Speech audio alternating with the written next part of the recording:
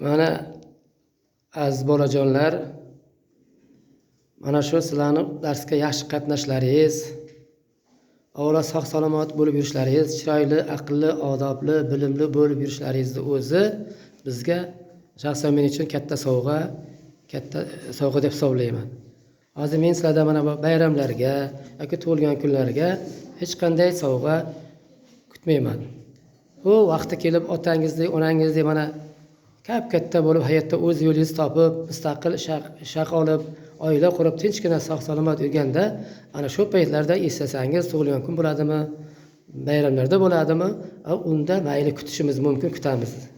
Chunki o'sha bizni qattiqqo'llik qilib deymizmi, bilim olish uchun mehribonlik qilib deymizmi, qo'limizdan kelgancha sizga bilim berganlarni qaysidir ma'noda qabul qilgan bo'lsangiz, o'sha xulosangizga qarab, o'sha o'zingiz fikringizga qarab amalga oshirsangiz bo'ladi.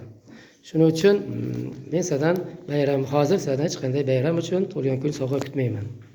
Ustoz Ahmedov, bugun 1-oktyabr kuni bilan ustozlar bayrami.